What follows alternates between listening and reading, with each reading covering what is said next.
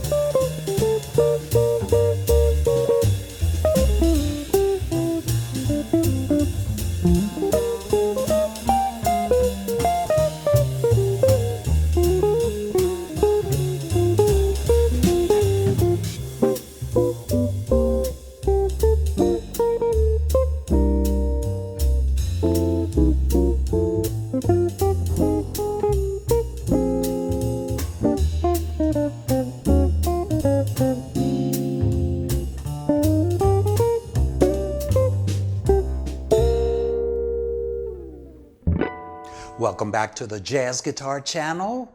Before I begin, I just want to say that you can download a special set of files from my website for this lesson, which consists of a PDF with regular notation and tab, 2 MP3s, a backing track as well as one with the arrangement, and a band in a box file for those that have the software. This is available from jazzguitar.richiezellon.com. And you will find a link in the info section down below. Let's begin by analyzing the harmony to Solar in 4 measure segments as I teach you the melody. With this information, I'll be able to show you how to place a chord underneath each melody note. So first things first, this tune is in the key of C minor. And because it modulates a lot and is not so diatonic, the real book version doesn't employ a key signature. And in case you've never been exposed to a harmonic analysis, what I'm going to do here is I'm going to label each chord with Roman numerals and explain its function within the tonality of C minor. Furthermore, so you can better understand the short recurring progressions such as 2-5-1s, I will show you simultaneously how they progress through the cycle of descending fifths in this chart here. And if you follow this series as you watch me analyze various standards, you'll soon come to see how these same cadences or short progressions reappear and serve as the basis for all of these compositions. So to start out here, we have a C minor 6 for the first 2 measures, and this is the 1 minor chord, and based on the melody notes, we'll see it is using a melodic minor scale. But you can also use a C Dorian here during the solos if you like. The 3rd and 4th measures are what we call a secondary 2-5. In C, the primary 2-5 is comprised of D minor and G7. So simply put, secondary 2-5s resolve a perfect fifth down to chords other than the root. In this case, the G minor 7 and C7 are the 2-5 of the 4 major 7. And so here the scales used would be the Dorian for the 2 chord, the Mixolydian for the 5 chord, and an Ionian for the 4 major 7. But you can also experiment with the Lydian over this 4 major 7. And notice how the root of these chords progress through the cycle of fifths. That is G to C, C to F. And let me play these first 4 measures. And I'm starting out up here on 7th position. 1, 2, 3, 4.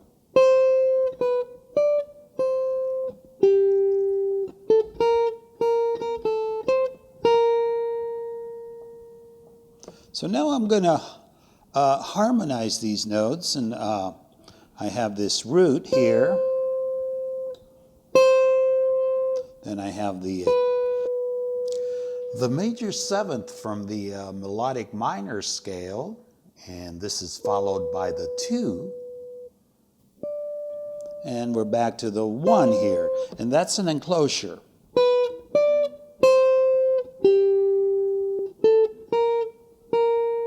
Then we're going to 5th position over the G minor 7th chord. So here, C minor, and I'm harmonizing that enclosure with a G7. It's dominant, a G7 flat 9, just like a diminished 7th chord. Inverted here, resolving to the 5, 6, and then we're going to flat 3,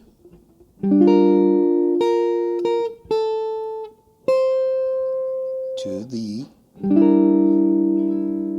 C7, the flatted 7.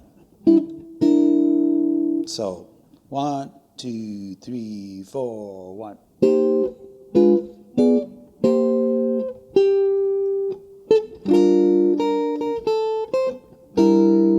2, 3, 4. Now starting at measure 5, we have the 4 major 7 for 2 measures. This is not diatonic to the key of C minor. It has been borrowed from the parallel tonality of C major. And this is what we call modal interchange. And it is followed on measure 6 and 7 by another secondary to 5, which in turn resolves to the flat 3 major 7. So F minor 7 and B flat 7 are the secondary 2, 5 of E flat major 7, which is the flat 3 major 7, or the relative major of C minor. Again, we use their corresponding Dorian, Mixolydian, and Ionian modes here. And also watch how they keep progressing through the cycle of fifths without interrupting the order. So let me play these 4 measures, melody first. And I'm in 3rd position now, starting with my ring finger.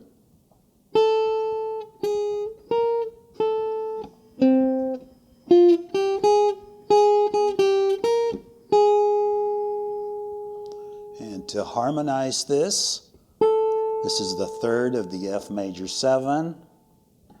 And we're doing a chromatic enclosure around it, actually. 3, chromatic.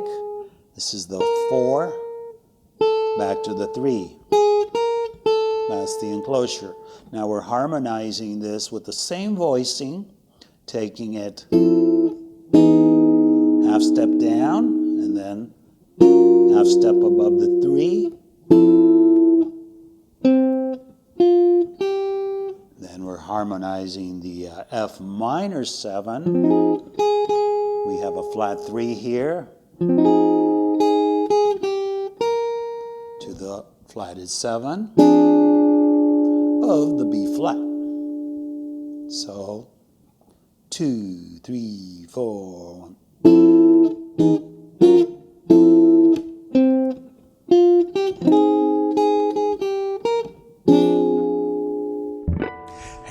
Now for a word from our sponsor. I want to quickly tell you about my books and online jazz guitar course, which actually made the production of this video possible.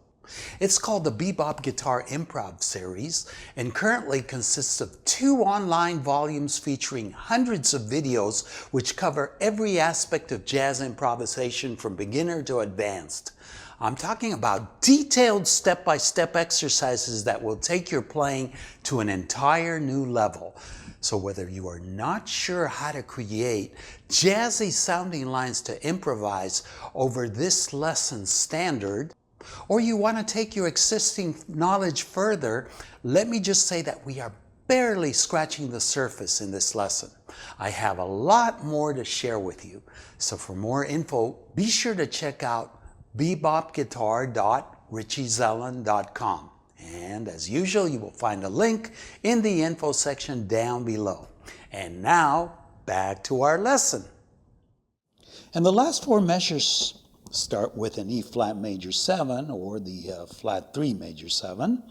The 10th measure has another secondary 2/5 cadence, this time resolving to the upcoming D flat major 7.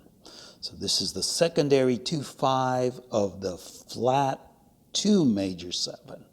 And this flat 2 major 7 chord is not entirely diatonic to a minor tonality, but is derived in fact by lowering the root a half step down on a 2 minor 7 flat 5, which in turn is diatonic. So here we would normally employ a Lydian scale and the corresponding Dorian and Mixolydian over its secondary 2/5. And again, take a look at how all these chords keep progressing in order through the cycle of descending fifths. And now the cycle is interrupted and the tune ends with a turnaround back to the initial 1 chord. So we have a 2 minor 7 flat 5 and a G7 altered chord. And let me play these last 4 measures.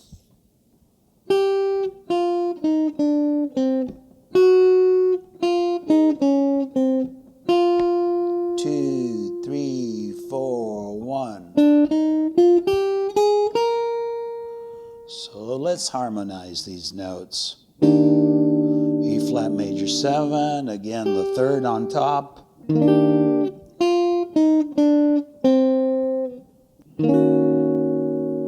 E flat minor 7, the flat 3 on top again.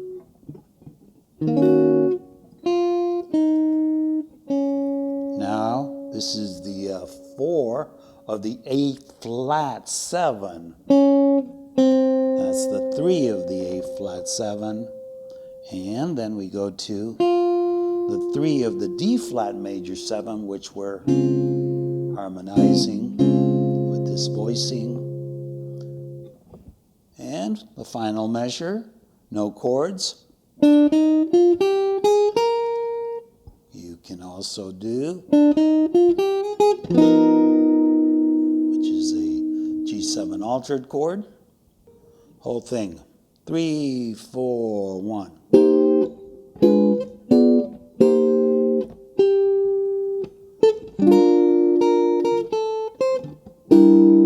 2, 3, 4.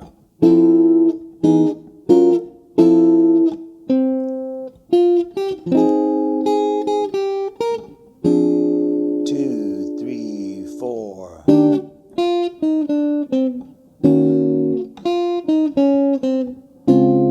2, 3, 4, 1.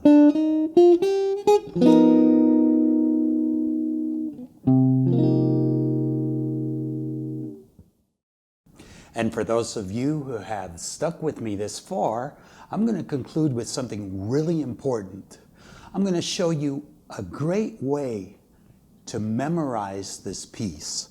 And it consists of simply understanding which ones are the target chords. So let's go over that. The first target chord, of course, is always the 1 chord of the key. And in this case, we're going to pick this C minor 6. Here it's got a 9. And let me play all of these with the root on the 5th string so you can visualize it easier. That's the first one. The second one is this F major 7, which is over the 4 of the key. Then we have this E flat major 7, which is over the flat 3 of the key. And finally,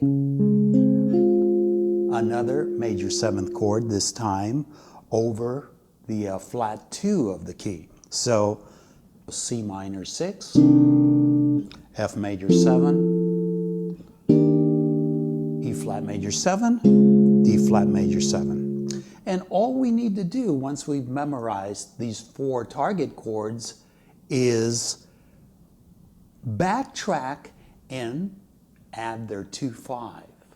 And for the first one, there is no 2/5.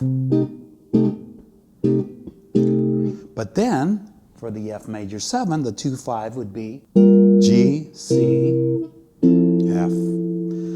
The next target chord is E flat, so its 2/5 would be F, B flat, E flat, and the final target chord, D flat major 7,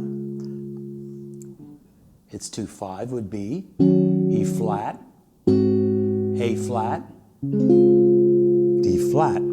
And we have a final 2/5 going back to the 1 chord. This is a minor 2/5 cadence, so D minor 7 flat 5, G7 altered or G7 flat 9 to the 1 chord. I truly hope you've enjoyed the first of this series. So if you want me to continue with this series, I need your feedback. If this is something that does not interest the majority, I will continue it, but not on an ongoing, almost weekly basis. So if you want me to continue with this series, it is important that you let me know. Now, on the other hand, if you find that this is not really your cup of tea and you want more of something else, please be sure to let me know what that is. And if this is your first time on the Jazz Guitar channel and you've enjoyed this lesson, please be sure to subscribe and don't forget to click on the notification bell icon so you will be notified of all my upcoming lessons. Thanks for watching. Peace be with you.